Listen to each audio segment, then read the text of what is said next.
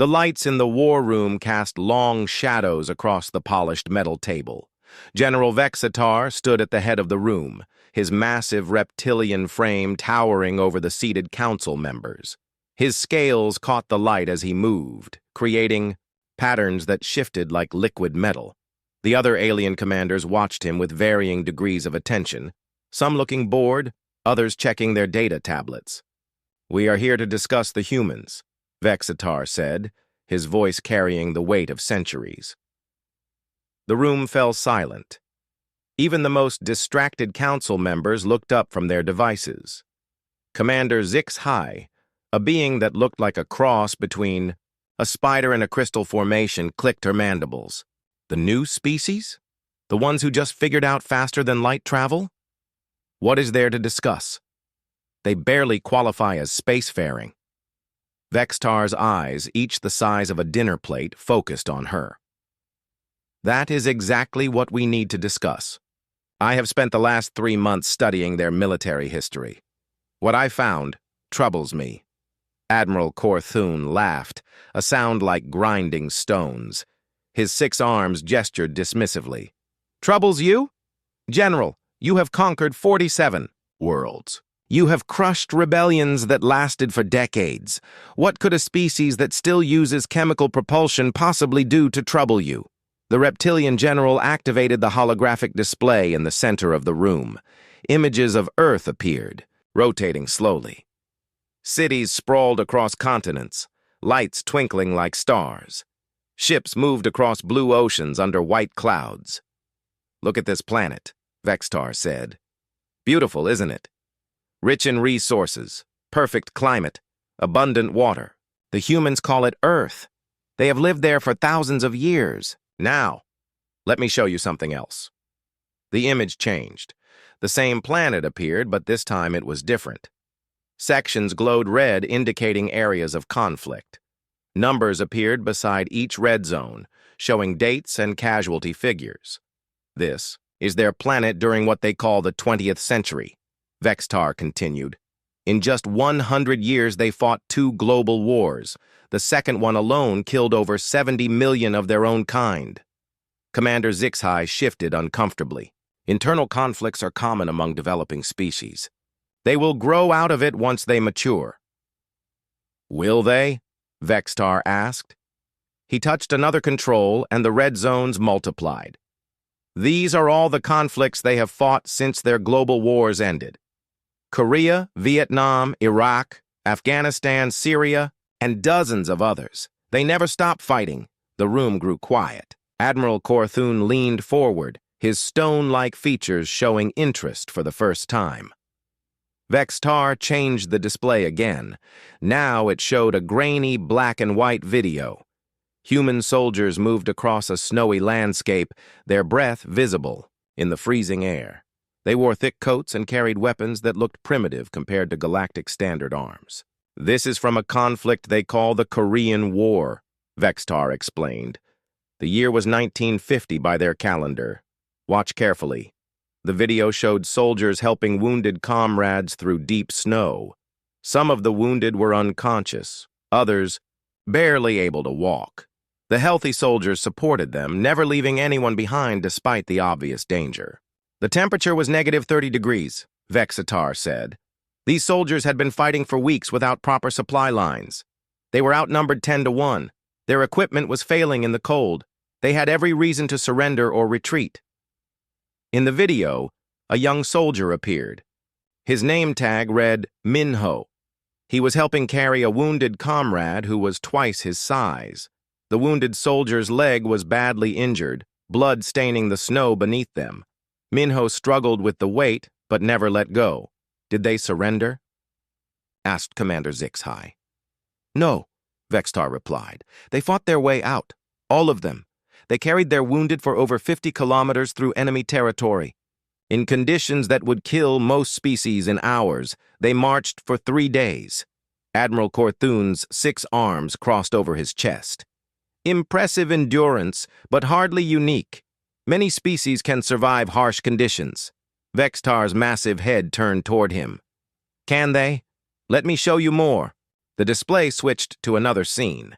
This time it showed a hospital. Human females in white uniforms moved between beds filled with wounded soldiers. One nurse, her name tag reading Somin, had been working for over 70 hours straight. Her eyes were red with exhaustion, but she continued to care for the wounded. "This nurse worked for 3 days without sleep," Vextar said. When her superiors ordered her to rest, she refused. She said she could sleep when the war was over. The aliens in the room exchanged glances. Extended periods without rest were not uncommon in warfare, but 70 hours was pushing the limits of what most species could endure. "There is something else," Vextar continued, "something that makes these humans different from any species we have encountered." He activated another file. This one showed interviews with captured human soldiers. The aliens had no equivalent. For these recordings, as most species surrendered or died rather than allow themselves to be taken prisoner. The first interview showed a young human male named Jiho. He had been captured during a failed mission behind enemy lines. His interrogators asked him to reveal military secrets in exchange for medical treatment and food. "What did he do?" Commander Zixhai asked. "He gave them his name, rank, and identification number. Nothing else. They tortured him for weeks. He never broke." The room fell silent. The concept of withstanding torture rather than providing information was foreign to most galactic species. Survival instincts usually overrode loyalty when faced with severe pain. Surely this was an exceptional case, Admiral Korthun said. "One particularly stubborn individual." Vexitar shook his massive head. "No. I have reviewed thousands of similar cases. It is standard behavior. They call it their code of conduct. They would rather die than betray their comrades." He switched to another file, showing a different interview. This human, a female named Hyejin, had been captured while documenting the war. She was not even a soldier. Yet she refused to provide any information that might help the enemy. This one was a reporter. Vextar explained. A civilian. She had no military training, no oath of loyalty to break. Yet when threatened with execution, she still refused to cooperate. The aliens in the room were beginning to look uncomfortable. The idea of non-military personnel showing such resistance was disturbing. "General," Commander Zixhai said slowly, "what exactly are you suggesting?" Vextar turned off the display and faced the council. His ancient eyes reflected the light like polished gems. "I am suggesting that we have made a serious error in our assessment of this species. We assumed they were primitive because their technology is behind ours. We thought they would be easy to control because they fight among themselves." He paused, letting his words sink in. "But I have spent 3 months studying their wars, and I have learned something that terrifies me. These humans do not fight the way we fight. They do not surrender when the odds are against them. They do not break under torture. They do not abandon their wounded." Admiral Korthun leaned back in his chair. "What do? They fight until they win, or until they are all dead, and sometimes they keep fighting even then." The room was completely silent now. Outside the windows, stars twinkled in the darkness of space, and somewhere among them was a small blue planet full of creatures that had just learned to travel between the stars. Vextar looked at each council member in turn. "Tomorrow, I will show you more, and by the time I am finished, you will understand why I believe these humans are the most dangerous species in the galaxy." The council chamber felt colder than usual when the alien commanders gathered for the second day. General Vexitar noticed that more members had attended this time. Word had spread about yesterday's presentation, and curiosity had drawn even the most skeptical leaders. Vextar activated the holographic display without preamble. The image showed a frozen landscape stretching endlessly in all directions. Mountains covered in snow rose like white teeth against a gray sky. The wind seemed to howl even through the silent recording. "This is the Chosan Reservoir," Vextar announced. November 1950. The temperature dropped to -40 degrees. Humans call this the coldest battle they ever fought. Commander HFY clicked her mandibles nervously. -40? That would kill most species in minutes. Yes, Vextar agreed. It should have killed them too, but it didn't. The display zoomed in to show human soldiers moving through the snow. Their equipment was primitive by galactic standards. They wore heavy coats and wrapped cloth around their faces to protect against frostbite. Many carried weapons that had stopped working in the extreme cold. 15,000 human soldiers were surrounded by over 100,000 enemy forces. Vextar continued. They were cut off from supplies and reinforcements. Their vehicles wouldn't start. Their radios failed. Even their medical supplies froze solid. Admiral Korthun shifted in his seat. His species came from a desert world where temperatures never dropped below freezing. What happened to them? Watch, Vextar said. The recording showed a group of soldiers gathered around their leader. The man's name tape read, Minho. He was the same soldier from yesterday's presentation, but now his face was older, marked by weeks of combat and cold. Ice hung from his eyebrows, and his breath came in white clouds. Minho was speaking to his men, though the aliens couldn't understand the words. His gestures were clear enough. He pointed toward the enemy positions, then toward his own troops. He was not ordering a retreat. What is he telling them? Asked Commander HFY. He is telling them they are going to fight their way out, Vextar replied. All of them. Together. The display switched to show another scene. A human medic named Wanho was performing surgery on a wounded soldier. His hands were bare despite the freezing temperature. The surgical instruments were so cold they stuck to his skin when he touched them. Why doesn't he wear gloves? Admiral Korthun asked. He tried. The gloves made his hands too clumsy to operate, so he chose to work barehanded in sub-zero temperature, rather than let his patient die. The aliens watched in fascination as Wanho completed the surgery. His hands were blue with cold by the time he finished, but he immediately moved to the next wounded soldier. How long did he work like this? Commander, HFY asked. 14 hours straight. He performed 27 operations without gloves in -40-degree weather. When his hands finally became too frozen to work, other medics had to force him to stop. The display changed again. Now it showed a human female named Somin. She was not a soldier, but a nurse. The recording showed her moving between wounded men lying on stretchers in the snow. She had no proper medical facilities, no heating, no adequate supplies. She had been awake for 72 hours, Vextar explained. The cold was so severe that plasma froze in the tubes before it could reach patients. She had to warm each bag of blood against her own body before using it. The aliens watched as Somin worked tirelessly among the wounded. Her movements were slow with exhaustion, but she never stopped. When she ran out of proper medical supplies, she used torn clothing as bandages. Did any of them survive? Asked a new voice.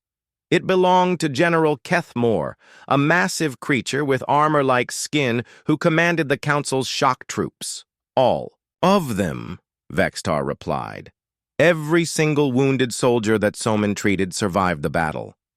The room fell silent.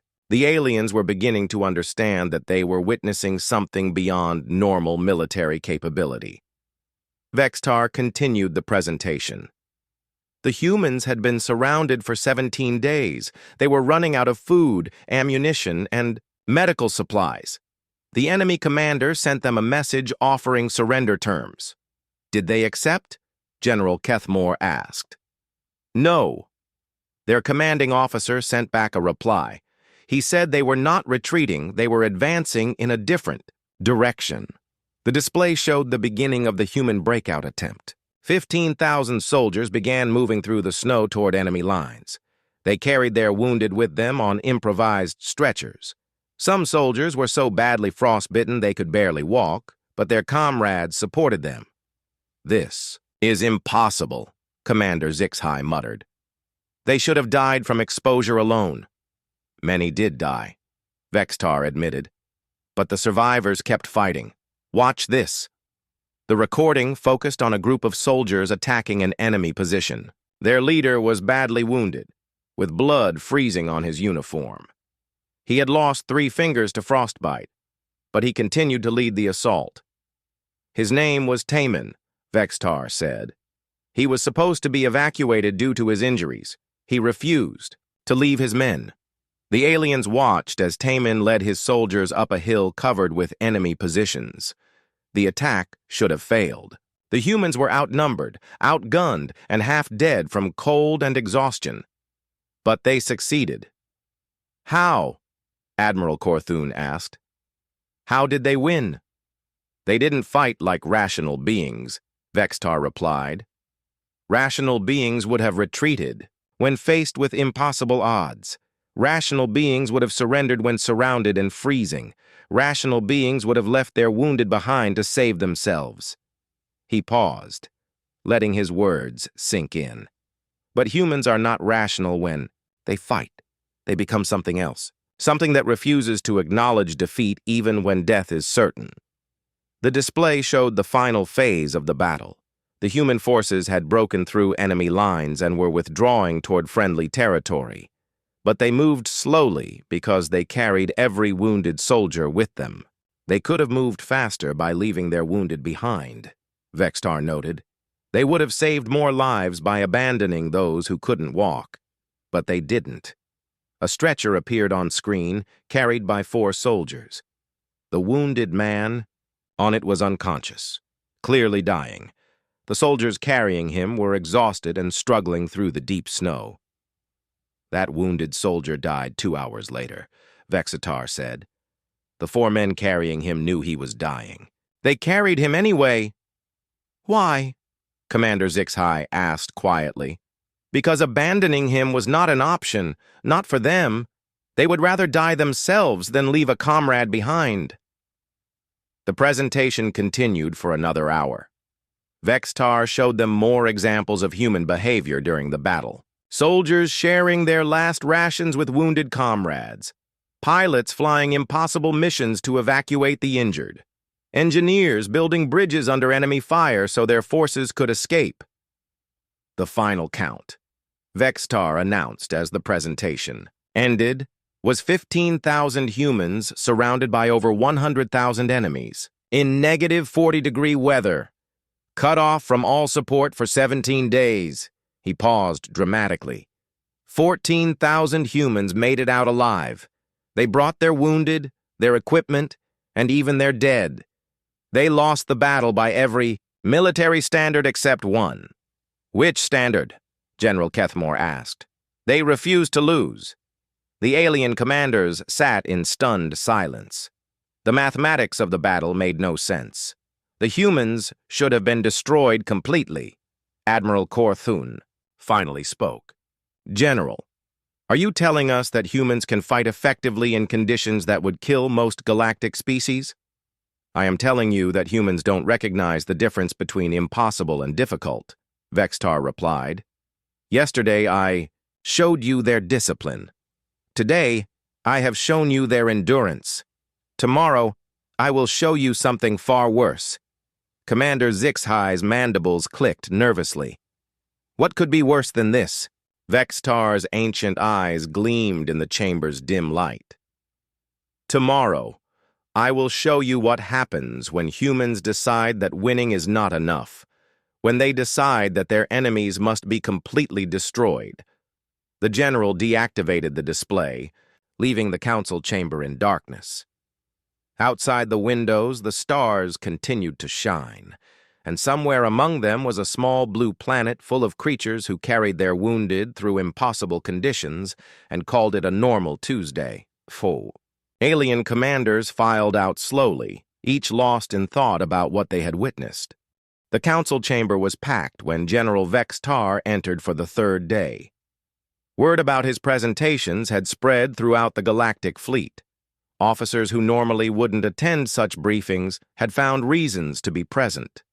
Even some. Civilian analysts had managed to get clearance. Vextar noticed the increased attention but showed no reaction. He simply activated the holographic display and began without introduction. The image showed a dense green forest.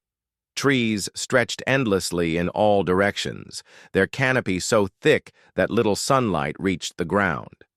Vines hung like curtains between the massive trunks. The air seemed heavy with moisture and heat. "This is Vietnam," Vextar announced. "The year is 1968. The humans had been fighting here for several years and they were losing." Commander Zixhai leaned forward. "Losing? How could they lose? You've shown us they never give up." "That is exactly what made this conflict so interesting," Vextar replied. "Watch carefully." The display zoomed in to show human soldiers moving through the jungle. They wore different uniforms than the previous presentations. These clothes were lighter, designed for hot weather instead of freezing cold. But the soldiers looked just as determined as their predecessors. "The enemy in this war was different," Vextar explained. "They did not fight in large formations like the previous conflict. They hid in the jungle and attacked in small groups. Then they disappeared." A new scene appeared showing the aftermath of an ambush. Human vehicles burned along a dirt road. Soldiers took cover behind whatever they could find while bullets flew overhead. The enemy was invisible, hidden somewhere in the green maze of the forest. "Guerrilla warfare," Admiral Korthun said, recognition in his voice. "We've seen this tactic before. It usually succeeds against more advanced forces." "Yes," Vextar agreed, but the humans adapted. They learned to fight like ghosts themselves. The display showed a human soldier named Junho moving through the jungle alone. He carried only essential equipment and moved with practiced silence. His face was painted with green and brown colors to blend with the shadows. "Special operations," Vextar said.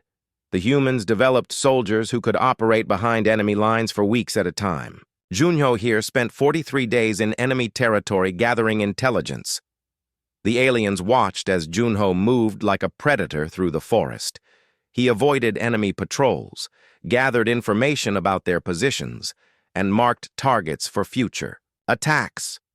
When he finally returned to friendly lines, he had lost 30 pounds and looked like a walking skeleton. "What did he accomplish in those 43 days?" asked General Kethmore. "He identified 16 enemy supply routes, 12 command posts, and 3 major weapon storage sites. His information led to the destruction of an entire enemy division." The display changed to show another human, a female named Hyejin. Unlike the soldiers, she carried no weapons. Instead, she held a camera and notebook. "This one was not a fighter," Vextar explained. "She was a reporter, documenting the war for civilian populations back on Earth." The recording showed Hyejin in various dangerous situations. She followed soldiers into combat zones, filmed battles from positions that should have been evacuated, and interviewed wounded troops in field hospitals. "Why did she do this?" Commander Zixhai asked. "She gained nothing from risking her life. She believed that people needed to see the truth about war," Vextar replied, "even if that truth was horrible." The aliens watched as Hyejin continued her work despite obvious danger. In one scene, she was interviewing a wounded soldier when enemy mortars began falling nearby. Instead of seeking shelter, she kept filming to document the soldier's story. "She was captured 3 times, Vextar continued. Each time, the enemy offered to release her in exchange for information about military operations. Each time, she refused." "What happened to her?" General Kethmore asked. "She completed her assignment. Her reports helped turn public opinion against the war, which eventually led to its end." The display switched to show a different type of soldier. This one was named Taman, and he wore the uniform of a helicopter pilot. The recording showed him flying low over the jungle canopy while enemy fire erupted from below. "Rescue missions," Vextar explained. "When human soldiers were shot down or trapped behind enemy lines, pilots like Taman would fly into hostile territory to retrieve them." The aliens watched as Taman's helicopter landed in a small clearing surrounded by enemy forces. Wounded, Soldiers ran toward the aircraft while bullets whined overhead. Taman kept his engines running, ready to take off the moment his passengers were aboard. This particular mission was considered impossible, Vextar noted. The landing zone was completely surrounded. Taman's superiors ordered him not to attempt the rescue. But he went anyway? Admiral Korthun guessed. He went anyway. He said he couldn't sleep knowing that human soldiers were trapped and counting on rescue. The recording showed the helicopter lifting off with wounded soldiers aboard. Enemy fire followed them into the sky, but Taman managed to reach safety. The soldiers he rescued were treated and returned to duty within weeks.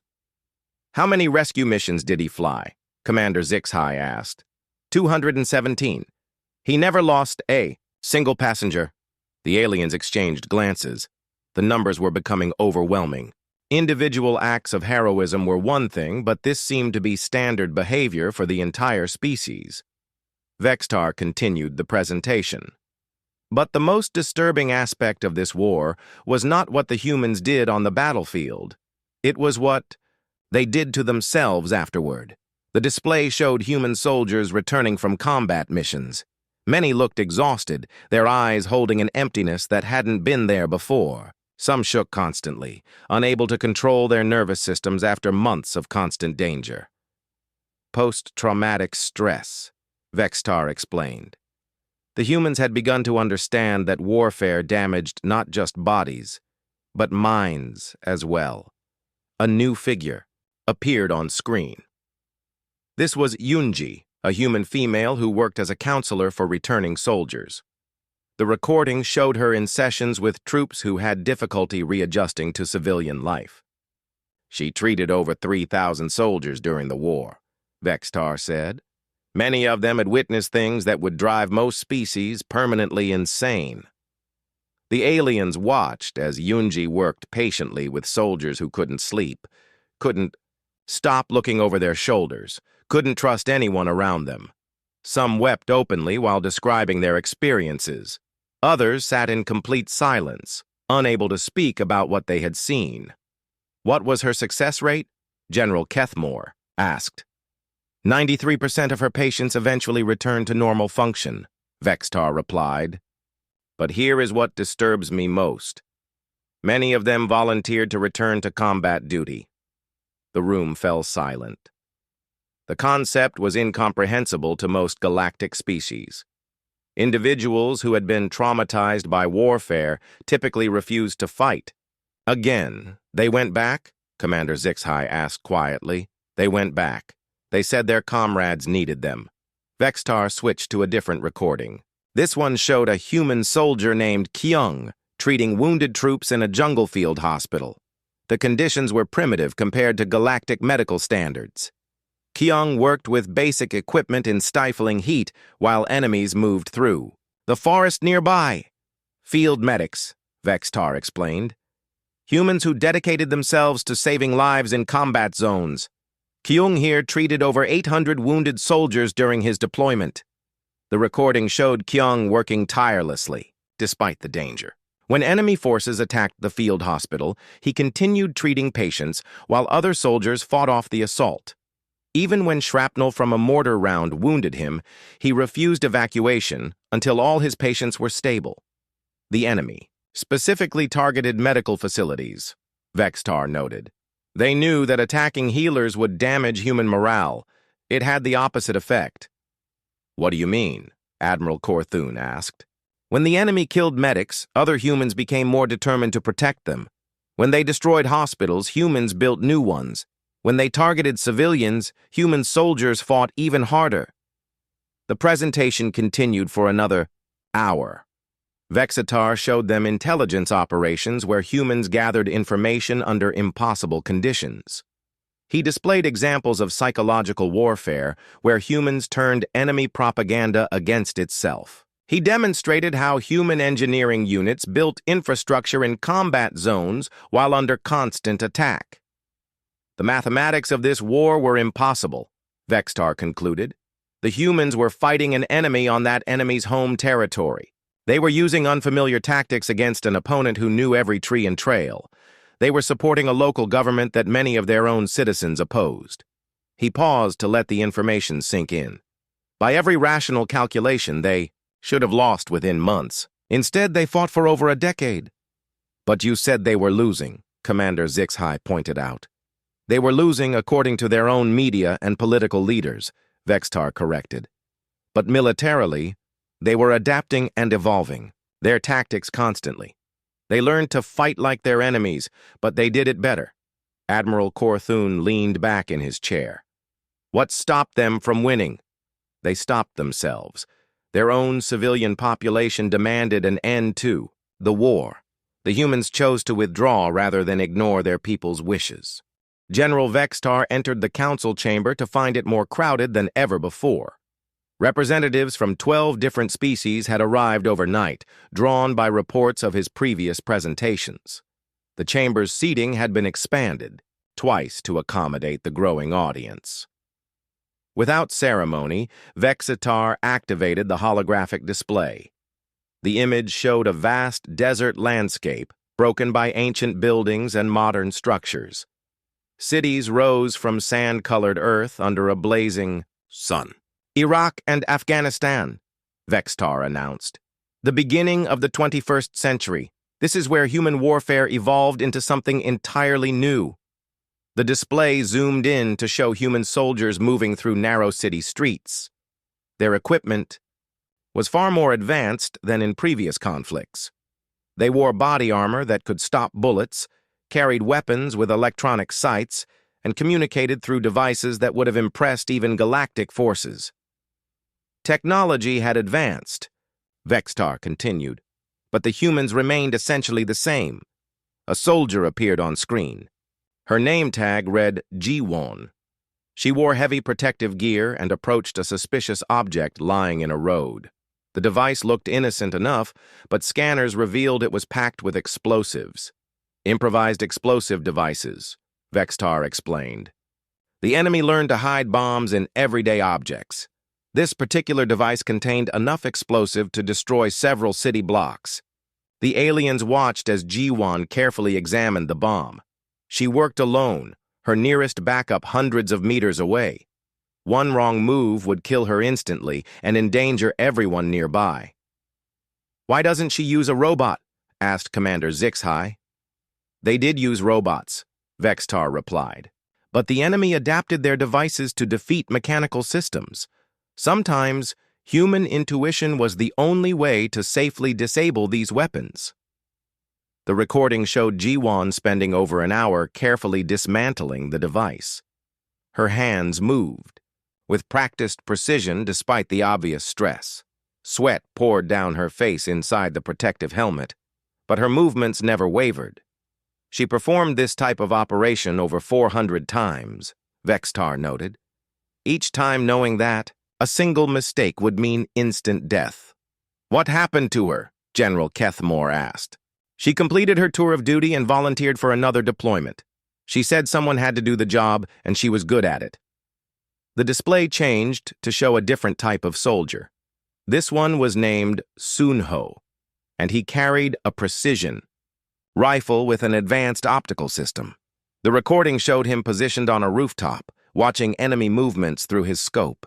Snipers, Vexatar explained. Human soldiers trained to eliminate specific targets from extreme distances.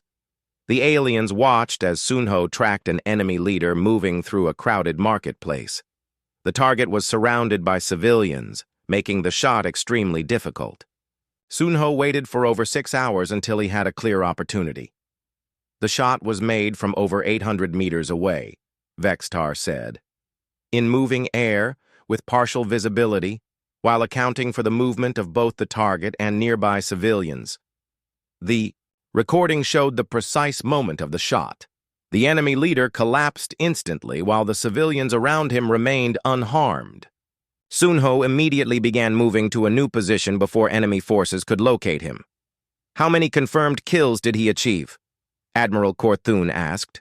167 confirmed eliminations over 3 deployments. But that number doesn't tell the full story. What do you mean? Commander HFY asked. Each shot prevented larger battles. By eliminating key enemy leaders, Sunho saved the lives of both human soldiers and enemy civilians. His precision reduced the need for massive military operations. Fadiki. Display switched to show a human female named Arium working at a computer terminal. Multiple screens surrounded her, displaying maps, communications intercepts, and intelligence reports. Information warfare, Vextar explained. Humans learned that controlling information was as important as controlling territory.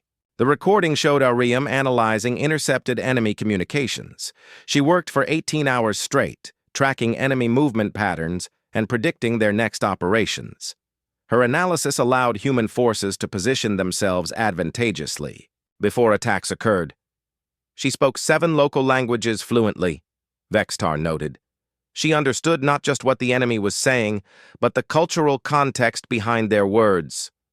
Cultural context? General Kethmore asked. Humans realized that defeating an enemy required understanding how they thought. Arium could predict enemy behavior because she understood their motivations and fears. The aliens watched as Arium briefed military commanders on enemy psychology. Her insights helped human forces avoid tactics that would increase civilian casualties, while maximizing the effectiveness of their operations.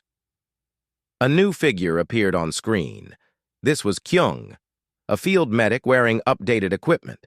The recording showed him treating wounded soldiers in a fortified medical station that looked far, more advanced than the jungle hospitals from Vietnam. Medical care had evolved dramatically, Vextar observed. Soldiers who would have died in previous conflicts now survived to fight again. The recording showed Kyung performing emergency surgery on a soldier who had been severely wounded by an explosion. Advanced medical equipment surrounded the operating table, but the human touch remained essential. Survival rates increased by over 40% compared to previous conflicts, Vextar explained. Humans had learned to repair almost any injury if they could get the wounded soldier to medical care quickly enough.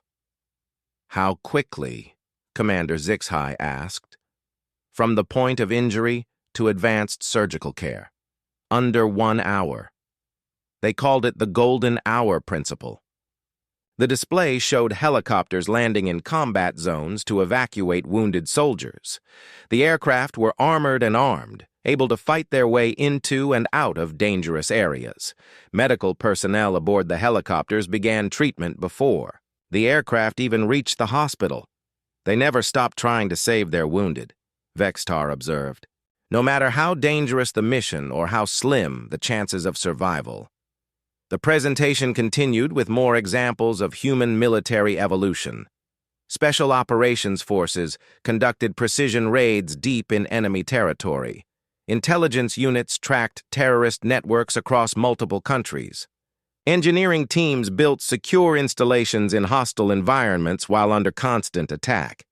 But the most significant development, Vextar said, was their approach to urban warfare. The display showed human soldiers moving through streets with methodical precision. They cleared buildings room by room, always checking for civilians before engaging enemy forces. Their movements were coordinated through constant communication and shared information. Previous conflicts had taught them that winning battles was meaningless if they lost the support of the local population, Vextar explained. So they developed tactics that minimized civilian casualties while maximizing enemy losses. A scene appeared showing human soldiers interacting with local civilians. The soldiers provided medical care, distributed food and water, and helped repair damaged infrastructure. They did this while maintaining constant vigilance for enemy attacks. Hearts and minds, Vextar said. Humans learned that military victory required political victory as well. Admiral Korthun leaned forward. How effective were these tactics? Extremely effective, Vextar replied. In areas where humans implemented these policies, civilian support for enemy forces dropped dramatically. The display showed the results. Regions that had been hostile to human forces gradually became cooperative. Local populations began providing intelligence about enemy activities and refusing to support hostile operations. But there was a cost. Vextar continued. These tactics required enormous restraint from human soldiers. They had to risk their own lives to protect civilians who might be helping their enemies. The recording showed examples of this restraint. Human soldiers held their fire when enemies used civilians as shields. They accepted higher casualty rates rather than use heavy weapons in populated areas. They continued to provide humanitarian aid even after suffering attacks from people they were trying to help. Why did they accept these costs? General Kethmore asked. Because they understood that short-term tactical advantage was worthless if it led to long-term strategic failure, Vextar replied. They were willing to suffer more casualties in order to achieve lasting victory. The aliens struggled to understand this concept. Most galactic military doctrine focused on immediate tactical success, regardless of political consequences. The presentation reached its conclusion with footage of human soldiers returning home after years of deployment. Many showed signs of stress similar to what the aliens had seen from Vietnam veterans. But there was something different in their eyes. These soldiers had learned something that their predecessors hadn't, Vextar observed. They had learned to fight wars that could actually be won. What do you mean? Commander Zixhai asked. Previous human conflicts often ended without clear victory. But in Iraq and Afghanistan, humans developed military doctrine that could achieve decisive results. They learned to combine tactical excellence with strategic thinking. Vextar paused before his final statement. They learned to fight wars so efficiently that their enemies couldn't adapt fast enough to counter them. The council chamber had been reorganized overnight. Security had been increased, and several classified data terminals had been installed. General Vextar noticed that representatives from the Galactic Weapons Committee had joined the audience, their expressions grave and attentive. Vextar activated the display without his usual pause. The image showed a mushroom-shaped cloud rising from Earth's surface, growing larger and larger until it dwarfed the landscape below. The cloud glowed, with an unnatural light that hurt to look at directly. Nuclear weapons, Vextar announced. The humans developed these devices in 1945. This particular explosion destroyed an entire city in seconds. The silence in the chamber was absolute. Several alien species had developed nuclear technology, but most had quickly moved beyond such crude weapons in favor of more precise alternatives. Commander Zixhai's mandibles clicked rapidly. They used nuclear weapons on their own planet? Twice, Vexitar confirmed, but that was just the beginning. The display changed to show a map of Earth covered with thousands of red dots. Each dot pulsed gently, creating a pattern that looked like a disease spreading across the planet's surface.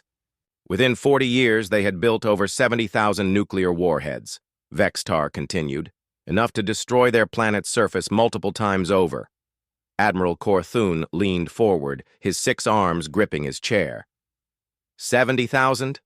Why would they need so many? Because they didn't build them to use, Vextar replied. They built them to ensure they would never be used. The alien commanders exchanged confused glances. The logic seemed backwards to most galactic military. Thinking. Watch this, Vextar said, activating a new recording. The screen showed a human male named Jaewon sitting at a conference table surrounded by other officials. The setting appeared to be some kind of emergency meeting. Maps and charts covered. The walls and communication devices buzzed constantly. October 1962, Vexitar explained.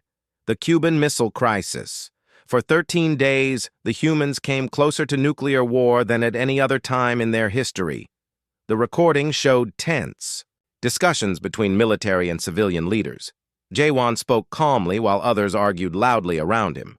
Despite the obvious stress, his voice remained steady and rational. What was he saying? General Kethmore asked.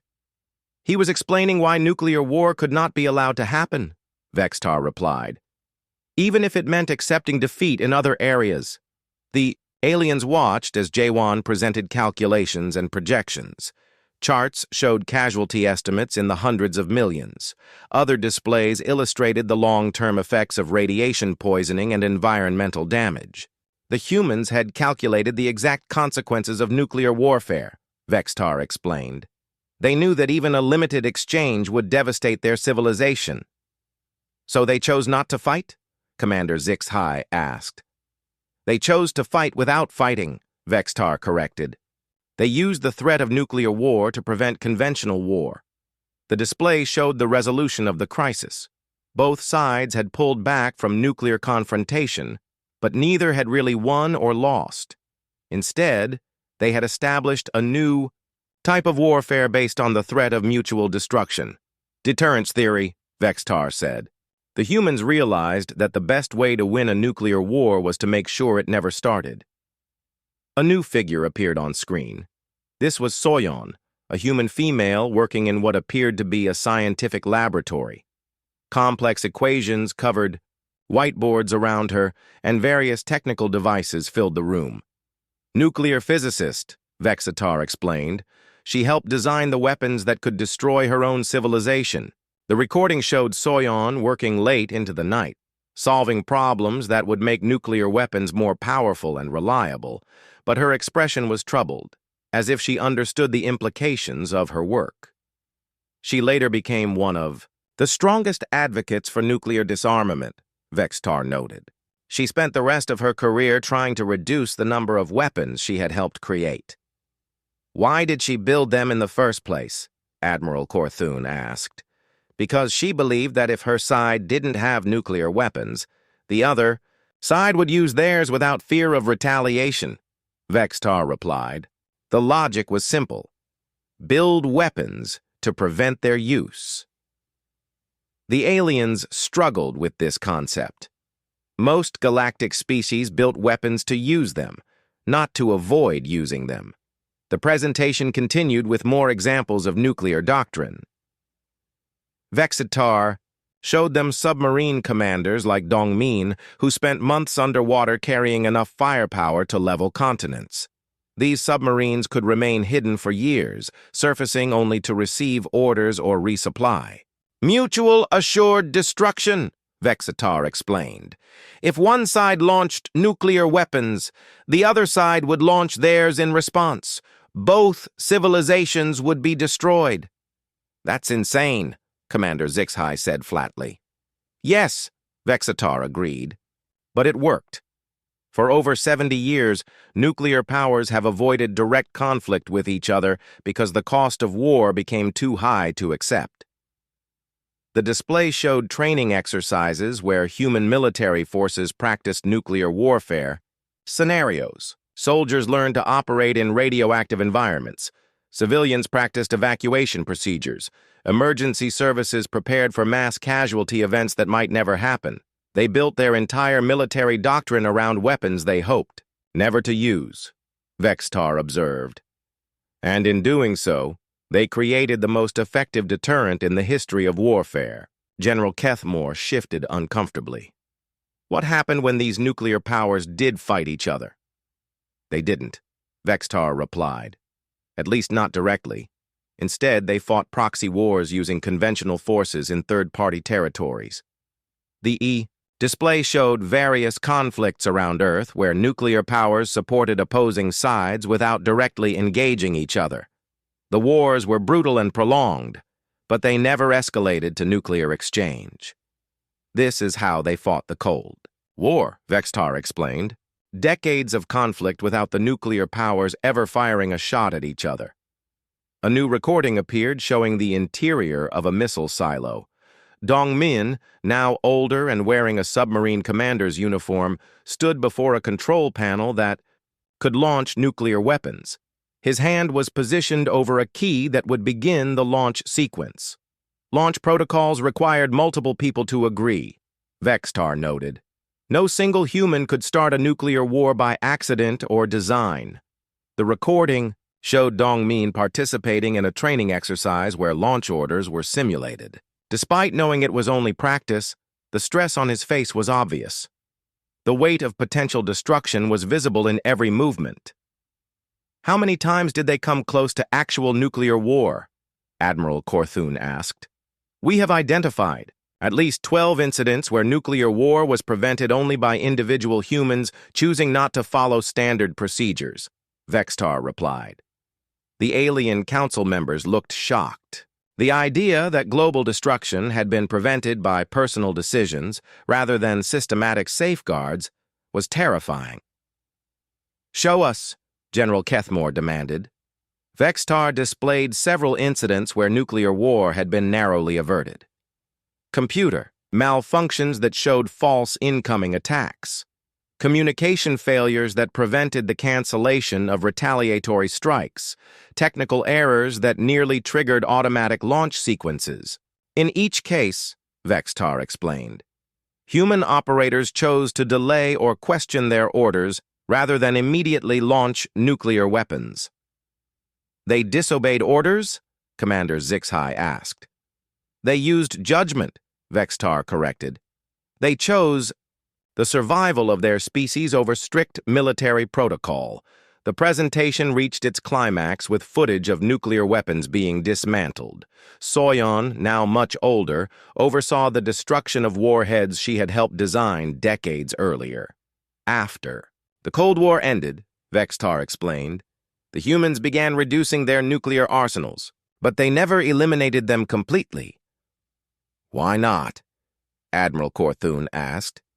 Because they understood that nuclear weapons had become a permanent part of their world. Other species might develop them. Rogue nations might acquire them. The knowledge could never be forgotten. The display showed current nuclear arsenals around Earth.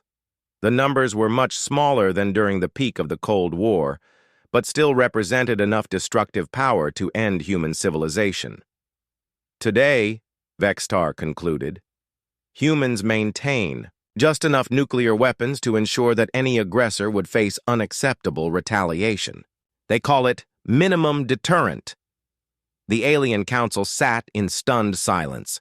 The implications were staggering.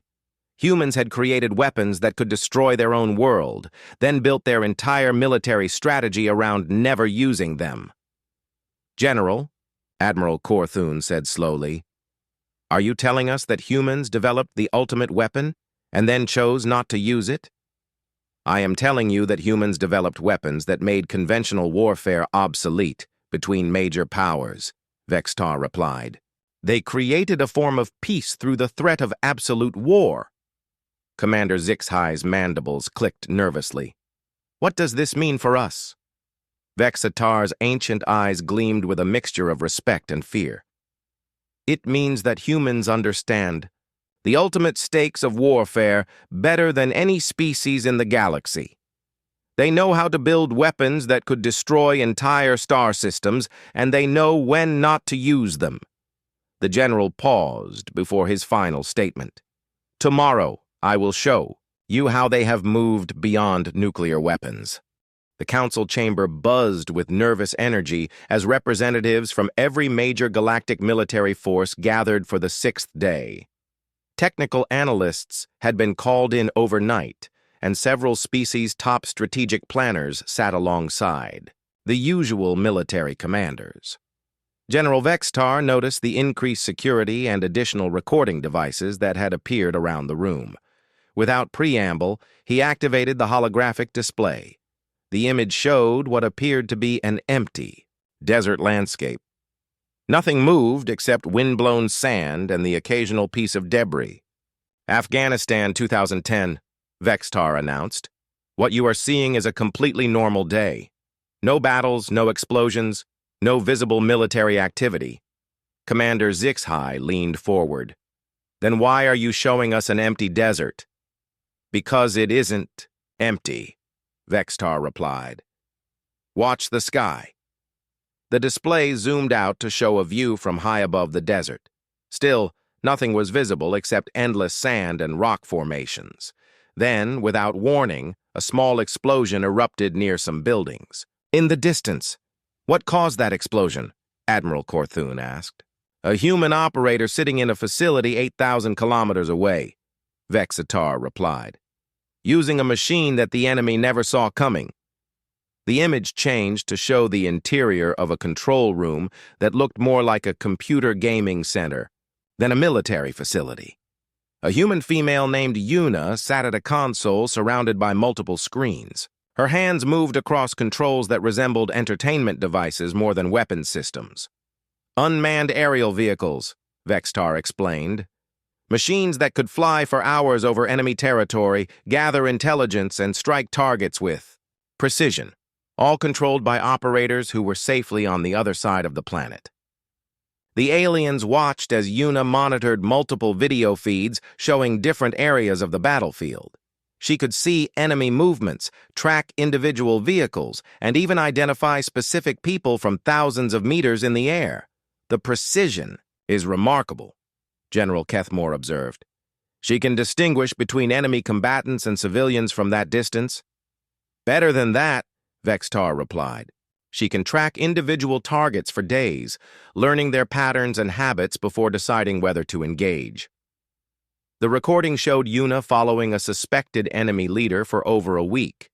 She watched him meet with other suspects, visit various locations, and interact with different people. Only when she was certain of his identity and had a clear shot with no civilian casualties did she authorize the strike. How many missions did she complete? Commander Zixhai asked.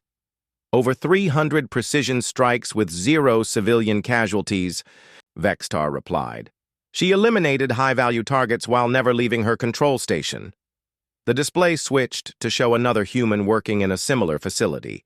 This was Seojun, and his screens showed lines of computer code rather than battlefield images. Cyber warfare, Vextar explained. Warfare conducted entirely through information networks. The aliens watched as Seojun typed commands that would have been meaningless to most observers. But the results appeared on other screens. Enemy communication. Systems went offline, their financial networks crashed, and their military coordination began to break down. He never fired a shot, Vextar noted, but he disabled an entire enemy cell by corrupting their computer systems. How is that possible? Admiral Korthun asked. Modern human society depends completely on interconnected computer networks, Vextar explained.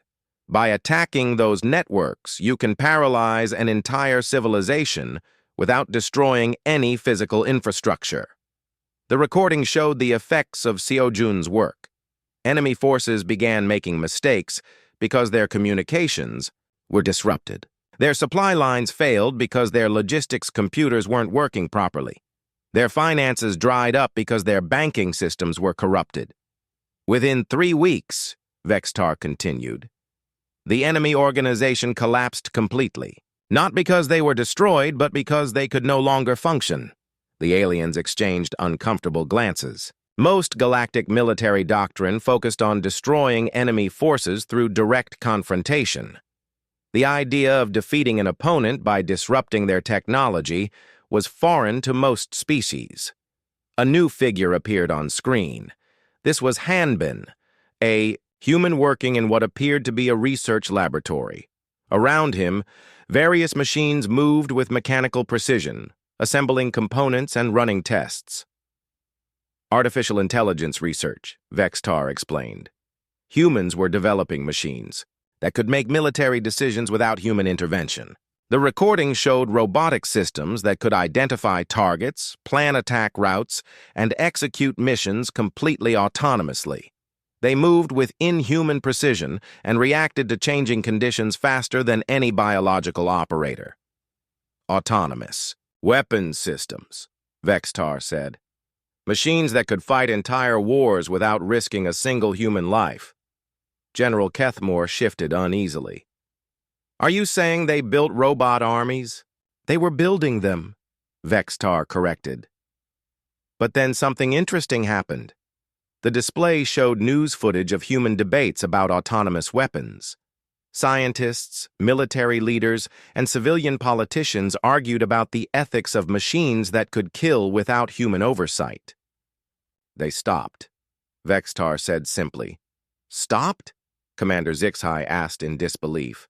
The humans realized that autonomous killing machines might be too dangerous to deploy. They chose to maintain human control over lethal decisions, even though it made their military forces less efficient.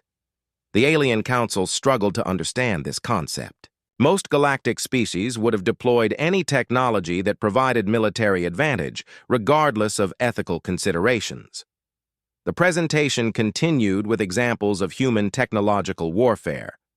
Vextar showed them electronic warfare systems that could jam enemy communications across entire planets. He displayed precision-guided munitions that could fly hundreds of kilometers to destroy specific targets. He demonstrated satellite networks that could track every vehicle on a planet's surface simultaneously. But the most impressive development, Vextar said, was their integration of human judgment with machine capabilities. A new recording appeared showing Nari, a human working at a control station surrounded by displays showing electromagnetic spectrums, radio frequencies, and signal analysis. Her job was to disrupt enemy communications while protecting friendly forces from similar attacks. Electronic warfare specialists, Vexitar explained. They could make enemy forces blind and deaf while maintaining perfect coordination among their own troops. The recording showed Nari orchestrating a complex battle from her control room. She jammed enemy radios at crucial moments, fed false information into their networks, and redirected their own communications to human intelligence services. She turned the enemy's own technology against them, Vexitar observed. Their radios became sources of misinformation. Their computers became surveillance tools for human forces. How effective was this approach? Admiral Korthun asked. Enemy forces often defeated themselves, Vextar replied. They received false orders, attacked their own positions, and wasted resources on targets that didn't exist. The display showed the results of electronic warfare campaigns. Enemy forces became increasingly paranoid about their own communications. They began operating in complete radio silence, which made coordination impossible. Some units stopped trusting any electronic information, which made them vulnerable to conventional attacks. The humans had learned to defeat enemies by destroying their ability to process information, Vexitar explained. In modern warfare, accurate information is more valuable than weapons. The presentation reached its climax with footage of integrated human-machine combat systems.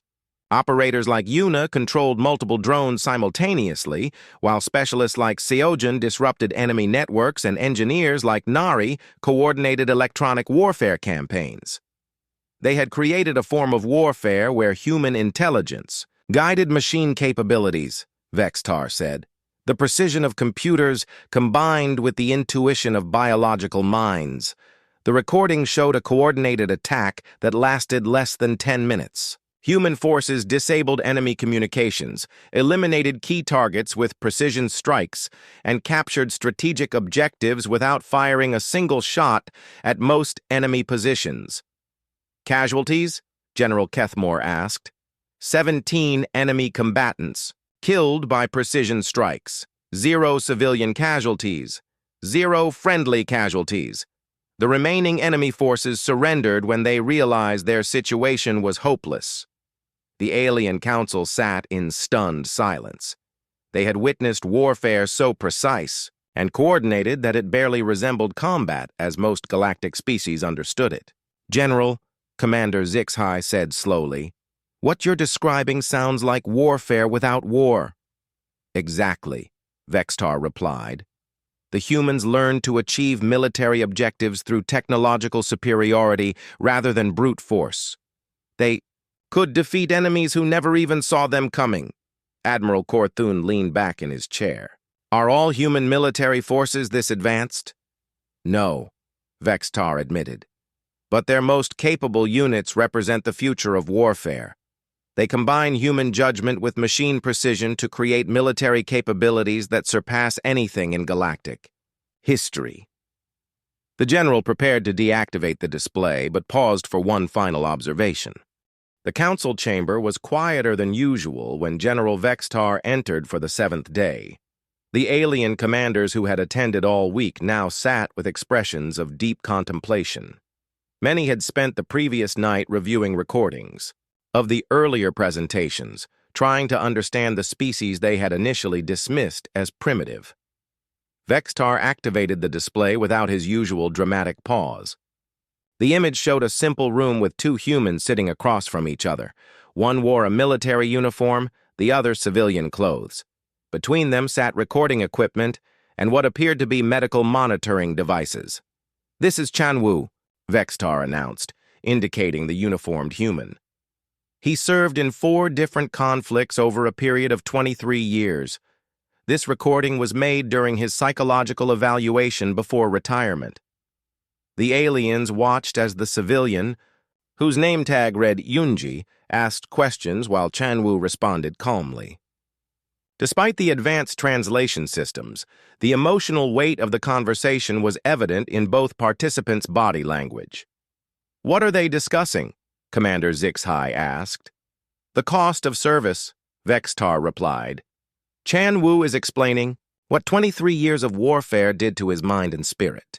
The recording showed Chanwu describing experiences that would have broken most galactic species permanently. He spoke of watching friends die, of making impossible decisions under fire, of carrying out orders that haunted him for years afterward. He participated in over 300 combat operations, Vextar explained. He lost 67 comrades during his service. He was wounded 11 times, 3 times severely enough to require extended medical care. "Why didn't he quit?" Admiral Korthun asked. "That is exactly what Yunji asked him," Vextar replied. The recording showed Chanwu's response. He spoke quietly about duty, about the soldiers who served under his command, about his fear that if he left, less experienced leaders might make mistakes that would cost lives. "He stayed because others needed him," Vextar translated, even though continuing to serve was destroying him psychologically. The display switched to show Yunji's background. She was a specialist in treating what humans called post-traumatic stress disorder. Her job was helping soldiers cope with the psychological damage caused by warfare. "Military psychology," Vextar explained. Humans recognized that warfare damaged minds as well as bodies, and they developed specialists to treat these invisible wounds. The recording showed Eunji working with multiple patients. Some couldn't sleep without nightmares. Others jumped at sudden sounds or couldn't tolerate crowds. Many struggled with guilt over actions they had taken or comrades they couldn't save. "How successful was the treatment?" General Kethmore asked. "Variable," Vextar admitted. Some soldiers recovered completely. Others learned to manage their symptoms. But the remarkable thing was not the success rate. It was the fact that many treated soldiers chose to return to combat duty. The alien council members exchanged glances of disbelief. The concept of voluntarily returning to situations that had caused psychological trauma was incomprehensible to most galactic species. "They went back?" Commander Zixhai asked. "They went back. Watch this." The display showed another session between Yunji and a different soldier. This was Young Ho, who had completed treatment for severe post-traumatic stress following a particularly brutal deployment. Despite being cleared for civilian life, he was requesting permission to return to active duty. Why would he want to go back? Admiral Korthun asked. "Because his unit was deploying without him," Vextar replied. He said he couldn't live with himself if his comrades faced danger while he remained safe. The recording showed Yunji trying to convince Young Ho to reconsider. She explained the risks to his mental health, the possibility of permanent psychological damage, the availability of alternative forms of service that wouldn't involve combat. Young Ho listened politely, then repeated his request for combat assignment. "What happened to him?" General Kethmore asked. "He returned to combat duty and served for another 6 years before retiring," Vextar replied. "He never required psychological treatment again.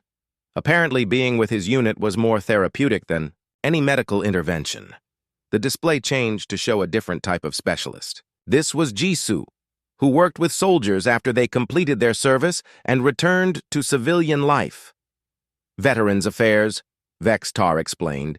Humans recognized that the transition from military to civilian life could be as traumatic as combat itself. The recording showed Jisoo helping former soldiers find jobs, reconnect with families, and adjust to life without the structure and purpose that military service had provided. Many struggled with the transition, feeling lost without clear missions and close-knit military units. The civilian population didn't always understand what their soldiers had experienced, Vextar noted. This created additional stress for returning veterans. The aliens watched as Jisoo worked patiently with soldiers who felt disconnected from their own society. Some had difficulty relating to people who hadn't shared their experiences. Others felt guilty about enjoying peace, while other soldiers continued fighting overseas. But the most interesting case, Vextar said, was this one. A new recording appeared showing an older human in military uniform. His name tag read Minjae, and he wore insignia indicating very high rank. Unlike the other subjects, he appeared calm and confident. 41 years of military service, Vextar explained. He commanded forces in 8 different conflicts and was responsible for strategic decisions that affected millions of people. The recording showed Minjae being interviewed about his career. He spoke matter-of-factly about decisions that had led to both victory and tragedy, about soldiers who had died following his orders, about enemies he had defeated, and civilizations he had helped preserve. How did he maintain his sanity? Commander Zix High asked. By accepting responsibility, Vextar replied. He understood that command meant carrying the weight of every decision, good or bad, for the rest of his life. The aliens watched as Minjae explained his philosophy of leadership. He spoke about the burden of command, the necessity of making imperfect decisions with incomplete information, and the importance of accepting consequences rather than avoiding responsibility. He never tried to justify his mistakes, Vextar observed. He simply acknowledged them and tried to learn from them. The presentation continued with examples of human military culture that transcended individual psychology. Vextar showed them memorial ceremonies where soldiers honored fallen comrades, training exercises where experienced veterans passed knowledge to new recruits, and retirement celebrations where careers spanning decades were acknowledged. Military tradition, Vextar explained. Humans created a culture that honored service while acknowledging its costs. The display showed a ceremony where Chanwoo was receiving a medal for his years of service. The presenter, a senior officer, spoke about sacrifice, duty, and the debt that society owed to those who served. Chanwoo accepted the recognition with obvious discomfort, as if he felt unworthy of special praise. They don't see themselves as heroes, Vextar noted. They see themselves as people who did what was necessary. A new recording appeared showing a training facility where veteran soldiers taught combat skills to new recruits. The instructors emphasized not just technical proficiency, but ethical decision-making under pressure. They passed on more than just fighting techniques, Vextar observed. They transmitted values, judgment, and moral standards. The aliens watched as experienced soldiers like Chanwoo taught younger troops how to distinguish between legitimate targets and civilians, how to minimize casualties while achieving objectives, and how to maintain ethical standards even in extreme situations.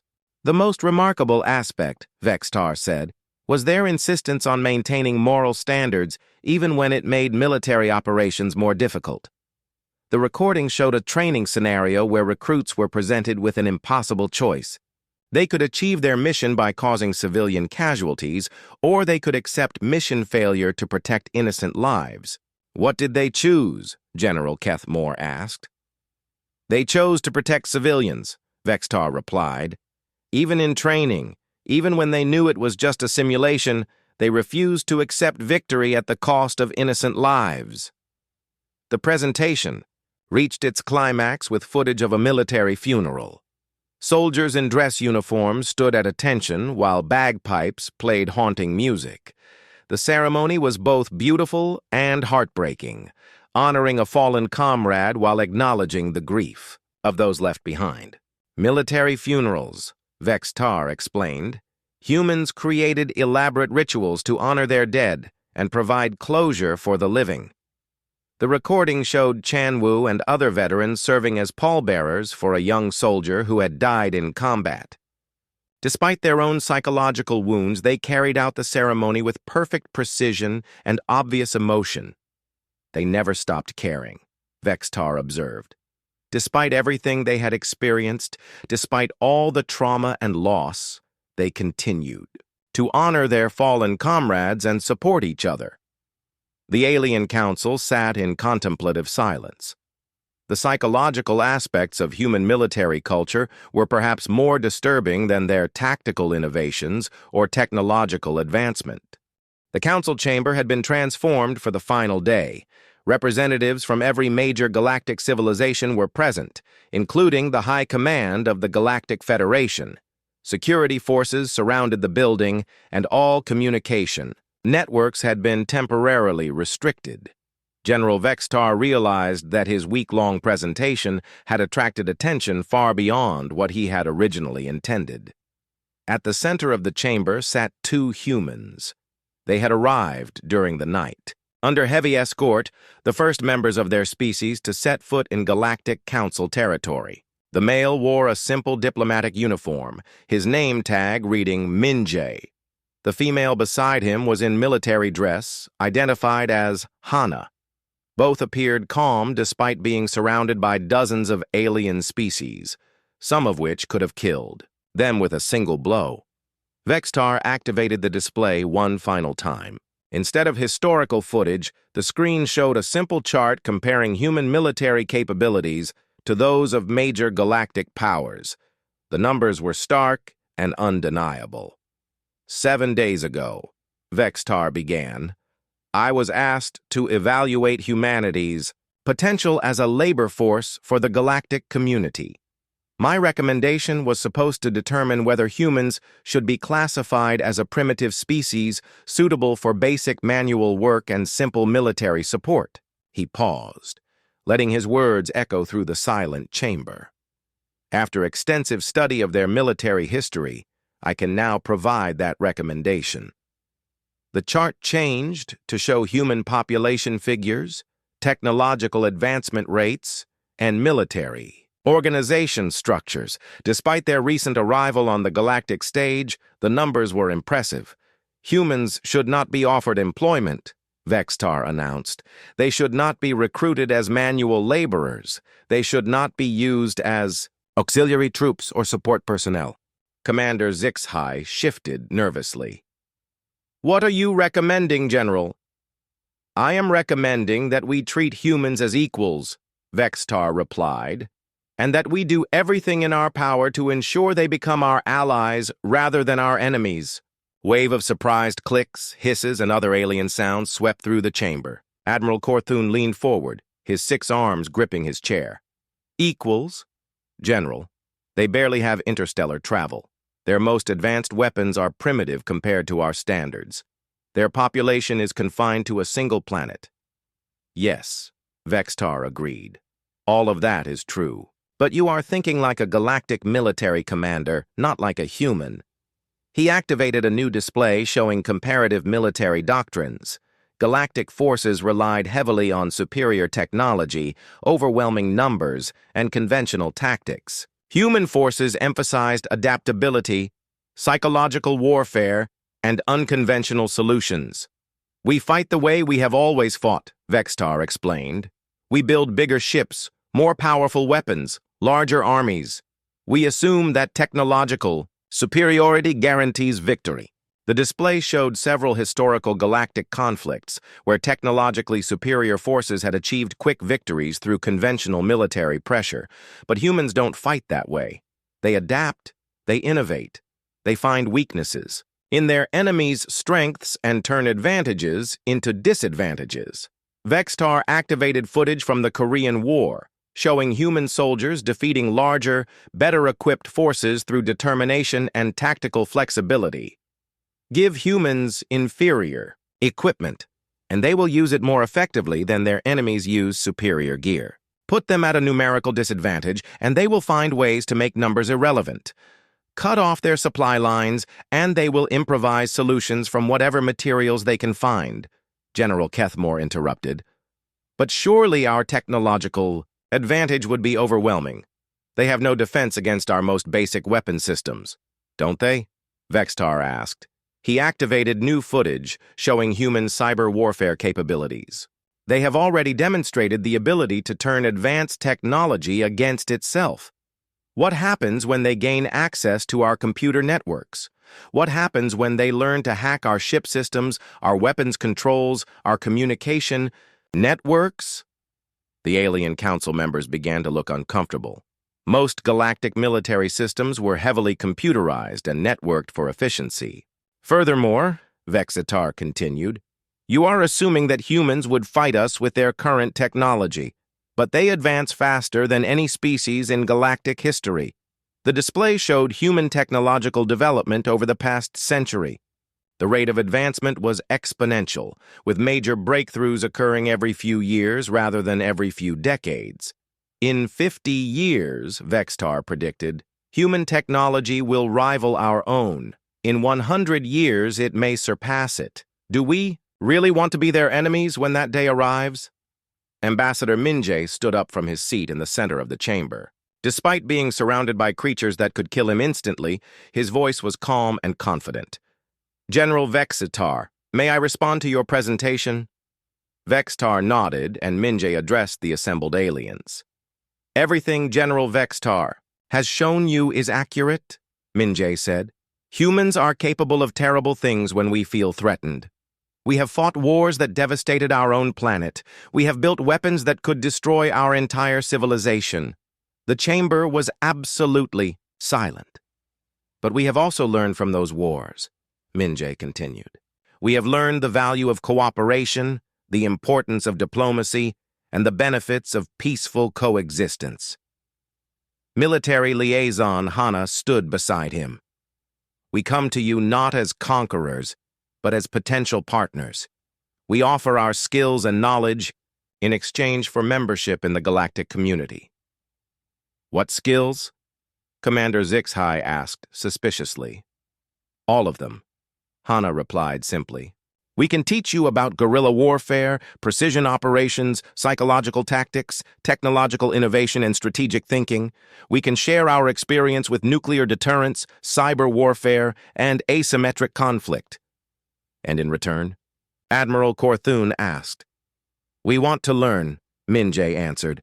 We want to explore the galaxy, to meet new species, to share in the knowledge and culture of 1,000 civilizations. Vextar reactivated his display, showing a new chart that compared potential human contributions to galactic society. The list was extensive: military expertise, technological innovation, cultural diversity, strategic thinking, and adaptive problem-solving.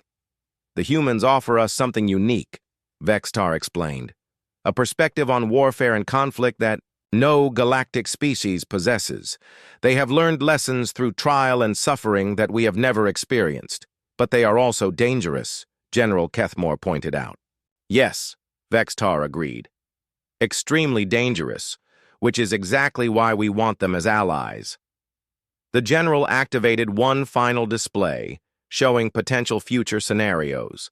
In one timeline, humans were integrated peacefully into galactic society, bringing their unique skills and perspectives to benefit everyone. In the other timeline, humans were rejected or treated as inferiors, leading to inevitable conflict as their technology and capabilities advanced. The choice is simple, Vextar announced. We can welcome humans as partners now while we still have something to offer them.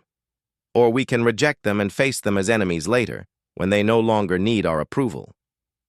Ambassador Minjay stepped forward again. We prefer partnership. We have seen enough war on our own planet.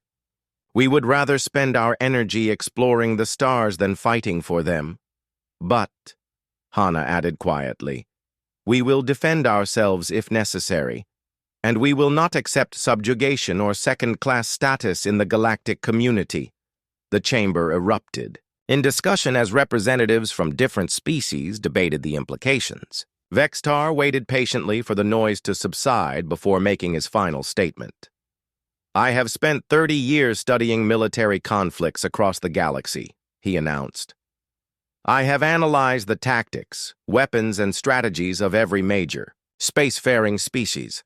I have witnessed the rise and fall of civilizations, the birth and death of empires.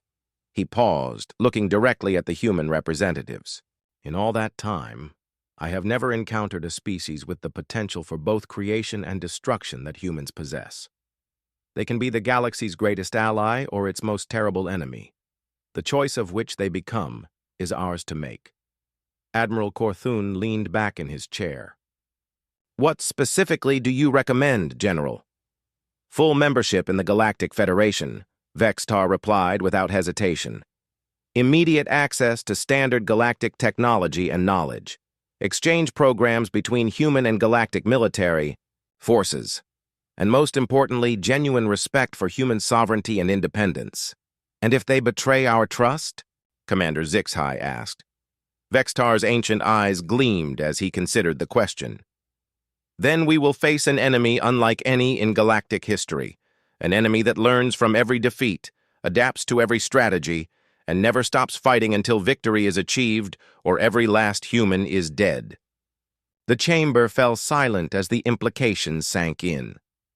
But, Vextar continued, if we earn their loyalty, we will have allies who will stand with us against any threat, who will share their knowledge freely, and who will fight to defend galactic civilization as fiercely as they once fought to defend their own planet.